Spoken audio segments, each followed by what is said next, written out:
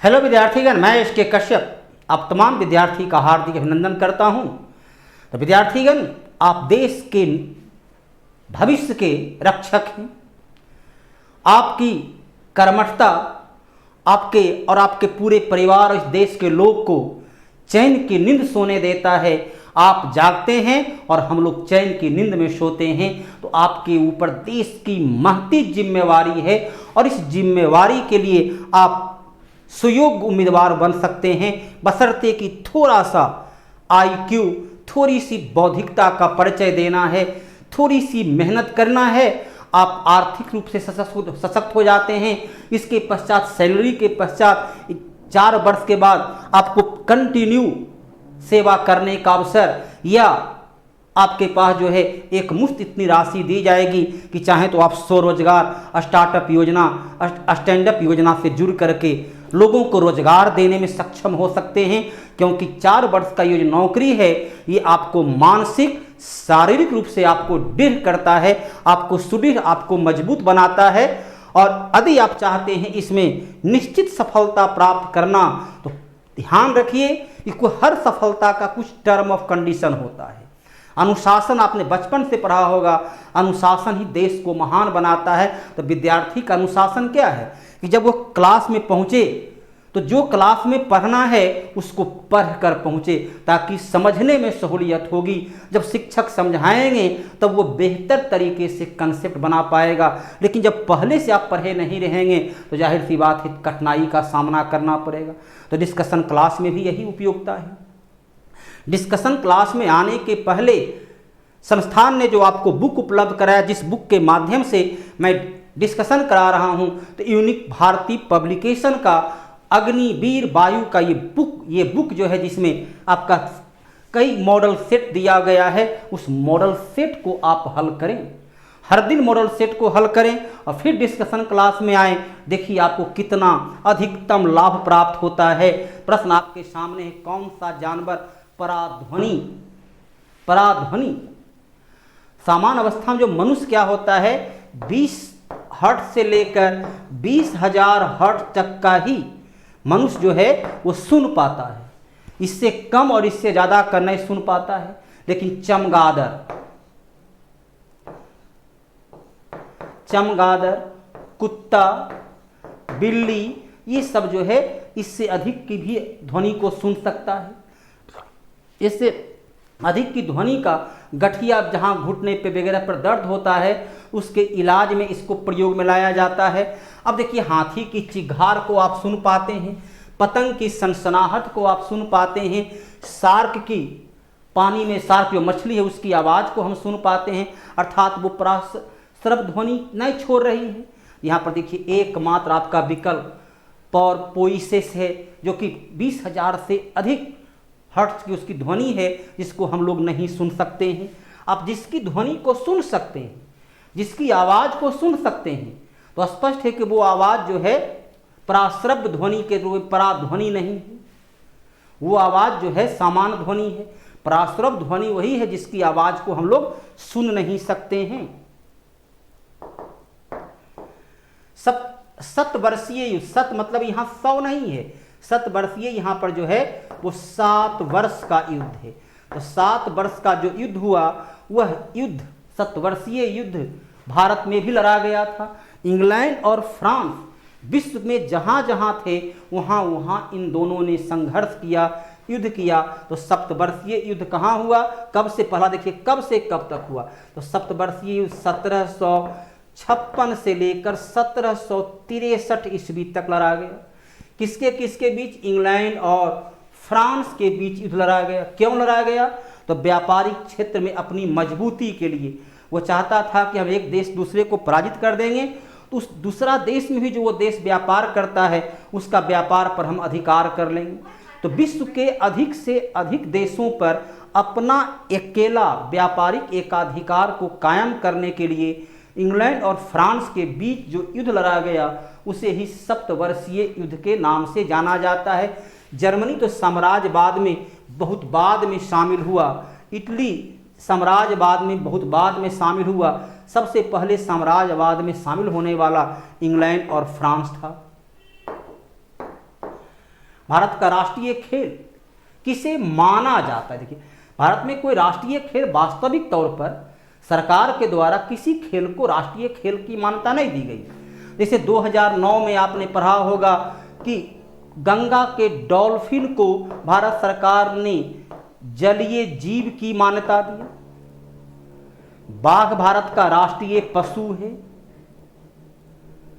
कमल भारत का राजकीय वृक्ष है, सॉरी राजकीय पुष्प है, लेकिन कोई राष्ट्रीय खेल नहीं है। लेकिन हॉकी में भारत की लोकप्रियता जो आज़ादी के समय था 1928 से 1956 तक भारत ने लगातार ओलंपिक में 6 स्वर्ण पदक प्राप्त किया था। इसी के आधार पर हॉकी को, भारत का फील्ड हॉकी को राष्ट्रीय खेल माना जाता है। फील्ड हॉकी में ध्यानचंद को हॉकी का जादूगर कहा जाता है। इनकी लोकप्रियता का आलम यह था कि ऑस्ट्रिया की राजधानी वियना में एक मूर्ति बनाया गया है, आदम कद मूर्ति, जिसमें इनको 4 हाथ दिखलाया गया और चारों हाथ में हॉकी का स्टिक है। अर्थात इतने बेजोर खिलाड़ी थे कि एक व्यक्ति होते हुए लगता है 4 हाथ से हॉकी को खेल रहे हैं, इनसे गेंद कोई छीन नहीं पाता था। तो एक अजीब कल्पना की गई है कि इतने महान व्यक्ति आज तक हॉकी खिलाड़ी हुए नहीं।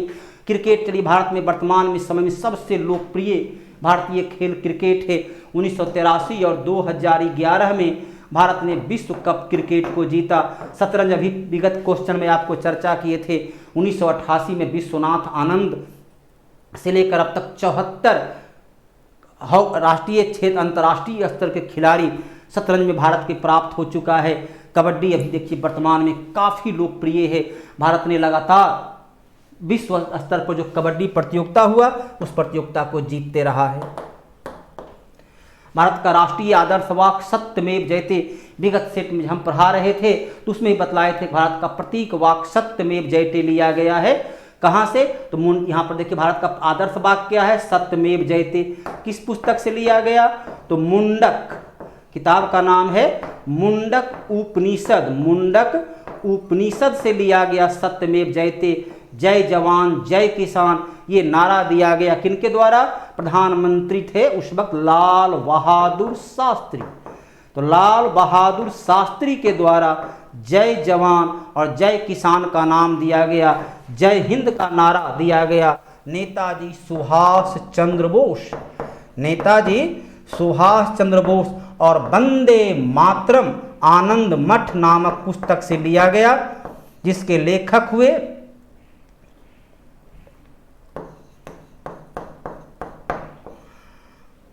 आनंद मठ नामक पुस्तक से लिया गया, जिसके लेखक थे बंकिम चंद्र चटर्जी, जिसका कि विगत क्लास में भी कुछ चर्चा मैंने किया था। अगला प्रश्न, उस व्यक्ति को चुने जो एक समान समूह से संबंधित नहीं हो। अब देखिए आपको पता होगा थॉमस एल्वा एडिसन, ये बल्ब, जिस बल्ब का प्रयोग करके आप अंधेरे में रोशनी पैदा करते हैं, अंधेरा को दूर भगा देते हैं, रात्रि को भी दिन के समान चमक बना देते हैं। तो एडिसन देखिए महान वैज्ञानिक थे। आइंस्टीन का सापेक्षता का सिद्धांत दुनिया के सबसे महान वैज्ञानिक माने गए। तो सापेक्षता का सिद्धांत आपने पढ़ा हो। ग्राहम बेल, इन्होंने टेलीफोन का आविष्कार किया और कितनी इसकी उपयोगिता है ये आप देखिए, घर बैठे ही दूरसंचार के माध्यम से आप पढ़ रहे हैं। दूर शिक्षा का विकास आप सारी दुनिया को आप मुट्ठी में कर रहे हैं इसी टेलीफोन मोबाइल के माध्यम से। तो टेलीफोन का ही अगला रूप मोबाइल के रूप में आया।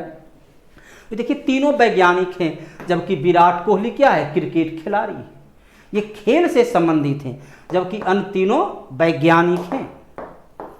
भारतीय संसद को उच्च सदन, भारतीय संसद का 2 सदन।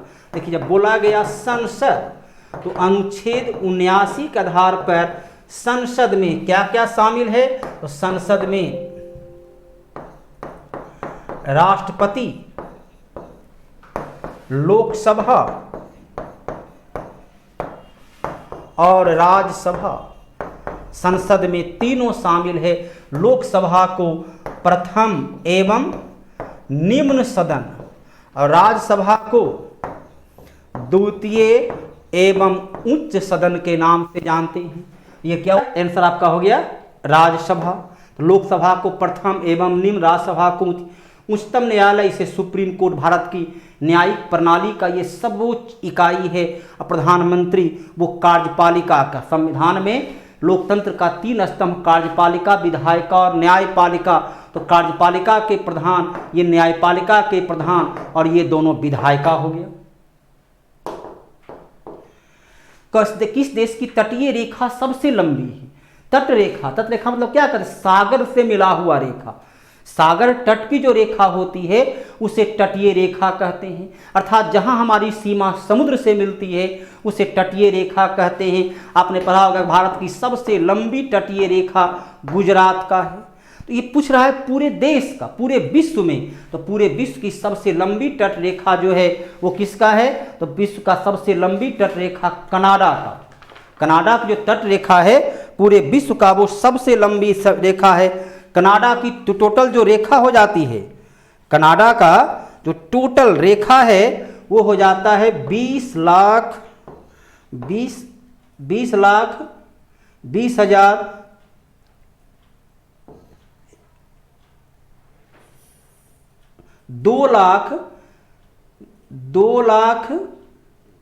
2,80 किलोमीटर। कनाडा की सीमा रेखा 2 लाख से ऊपर कनाडा की सीमा हो जाती है। इसके अलावा विकल्प में जो अन आपका देखिए इंडोनेशिया, इंडोनेशिया की सीमा 54,716, इंडोनेशिया की सीमा 54,716 किलोमीटर। ऑस्ट्रेलिया की सीमा 25,760 किलोमीटर, 25,760 किलोमीटर है। नॉर्वे की सीमा 25,148 किलोमीटर, 25,148। और भारत की जो सीमा है वो है 7516.6 किलोमीटर। तो अलग अलग देश की तटीय रेखा अलग अलग होती है। यहां देखिए सभी देश की तटीय रेखा से आपको परिचित आप हो चुके हैं। फिर देखिए आपके सामने एक एब्रीविएशन है। शॉर्ट्स रोग का ए अक्षर क्या है? तो ये एक बीमारी का नाम है। इस बीमारी में देखिए क्या क्या प्रयोग में होता है। तो बीमारी का एस से होता है सेवर, एस से होता है सेवर। उसके बाद ए, उसका क्या है ए से जो शब्द होता है, ए से आपका होता है इसमें एक्यूट, ए से होता है एक्यूट। उसके पश्चात शब्द है आर से इसमें जो शब्द होता है ये होता है रिरेटरी, और एस से होता है सिंड्रोम, अर्थात एक्यूट। यहां पर फिर आपके सामने एक एब्रीविएशन बीमारी का नाम है। यह बीमारी बच्चे में विशेषकर होता है।